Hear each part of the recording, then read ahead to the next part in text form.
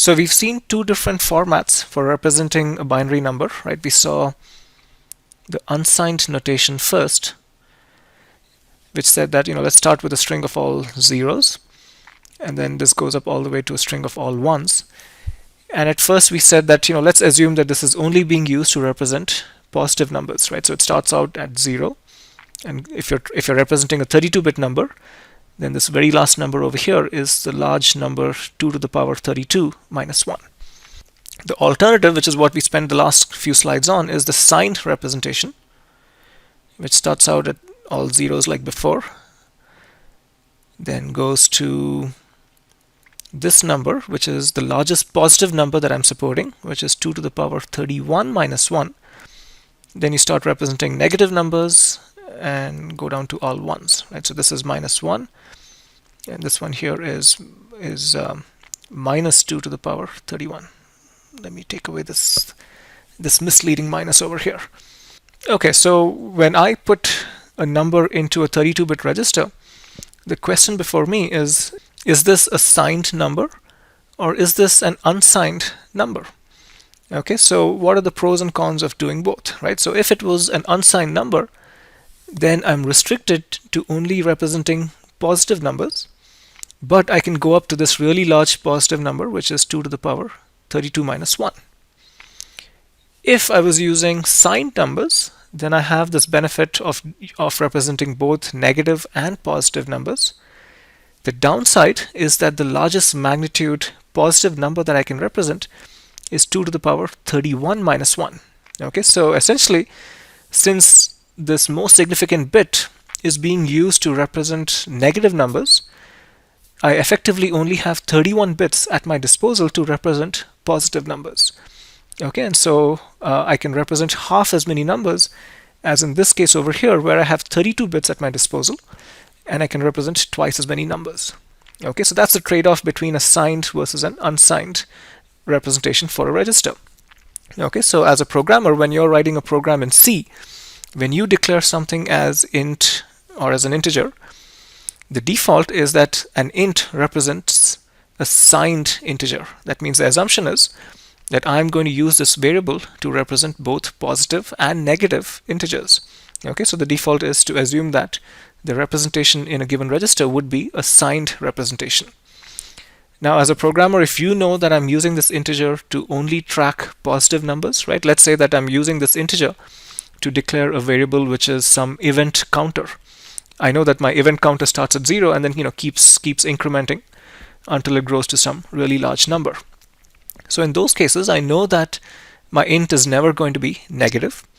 Okay, so let's declare it as an unsigned int, and the benefit that gives me is that now I can count twice as many events, right? Because the largest value in that variable, instead of being capped at positive 2 to the power 31, is now capped at 2 to the power 32. So a largest number that is twice as large.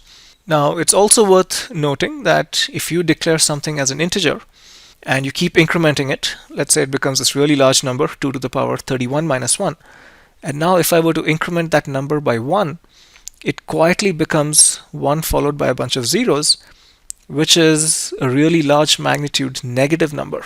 So this is a case where overflow has happened, but most underlying hardwares, most underlying architectures are going to let this overflow happen quietly. So as a programmer, when this actually happens in your code, you're going to see a very large positive number becoming a very large negative number, but there is no error that is automatically flagged, right? Your program is still going to continue running. So if you want to prevent this from happening, you as a programmer have to make sure that your number never exceeds 2 to the power 31 minus 1. Now, how is this handled by the MIPS assembly instructions? Okay, so let's say that I have a 32-bit value that I brought into register T1, and it is this value over here. If this was the unsigned representation, then this is a really large positive number. If this is the signed representation, then this is a negative number. Okay, so if I'm comparing this number, if I'm comparing T1 to 0, right? Let's say I'm doing a set on less than instruction, so I need to compare the value in T1 to 0. depending on whether that register contains a signed value or an unsigned value, the answer is going to change, right? Accordingly, T0 is going to be set to a 0 or a 1. How do I know if this register is signed or unsigned? So essentially, it's up to the assembly programmer or the compiler to track if a value that has been fetched from memory corresponds to a signed variable or an unsigned variable, right? And accordingly, I will use set on less than, or I'll use the alternative instruction, which is set on less than when dealing with an unsigned value. Okay, and so this will correspondingly put the correct number into T0. In this case, it'll store a 1. In this case, it'll store a 0. Okay, so when you had seen instruction formats long back, we said that there is an opcode up here which tells me if this is an add instruction or a set on less than instruction and so on. And then we had a few more bits down over here which are telling me the wrinkle to that particular instruction. So this is where I represent if something is signed or unsigned. This is where I tell you if this is operating on a byte or a half word or a word and so on. Okay, so that's kind of the purpose of having those bits at the very end. And that's where I tell this instruction if the register I'm dealing with is an unsigned value or a signed value. Okay, so as a programmer, you have to keep track of this. If you're writing a program in C, the compiler is going to make sure that anything declared as an unsigned integer, for example, is going to be placed in registers, and it's going to remember that this is an unsigned value. So any operations that it does on that will have the suffix of a U, letting the underlying hardware know that I'm actually doing math on an unsigned value. Now let's talk about sign extensions, right? So we had also seen that sometimes I can do math with immediate operands, right? So I have a register operand here, a register operand here, and my last operand is perhaps a 16-bit immediate value or a constant. Okay, so if that value is a signed number, let's say 11 something something, that is, it is a negative number, ultimately that negative number, that 16-bit negative number, has to be added to a 32-bit register. Okay, so that means this has to be converted into a 32-bit value.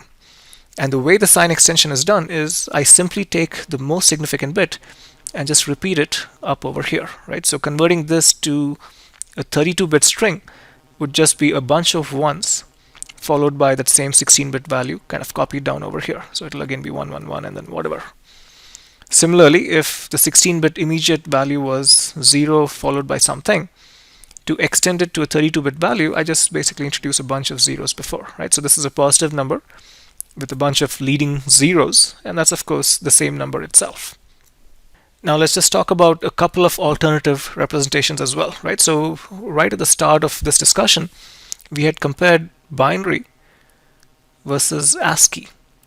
And we had concluded that ASCII was less efficient in terms of storage and also made the math more difficult. Now we are looking at binary representations. We have seen the 2's complement representation, which is the one we've been discussing all along. There are a couple more representations for binary which can represent both positive and negative numbers.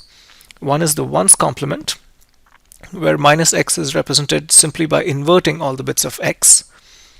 A second representation is sign and magnitude, where a 32-bit string, the most significant bit tells me if this is positive or negative, and the remaining 31 bits just represent the magnitude, right? So negative 3 would be represented by a 1 in the most significant bit, saying that this is a negative number, and the next 31 bits are representing the magnitude, that is, they will represent the number 3. So it'll be a bunch of zeros followed by a 1, 1 at the very end, right? So that's how I would represent minus 3. So both of these representations are fine. The only problem is that before you can do any math on them, you have to do additional conversion steps. Okay, so you would essentially take the magnitudes and do the math on them and then appropriately insert a sign. And because of those additional steps, they lead to less efficient hardware, right? So for the most part, most hardware units will use 2's complement notation to represent negative numbers because that makes the math much simpler.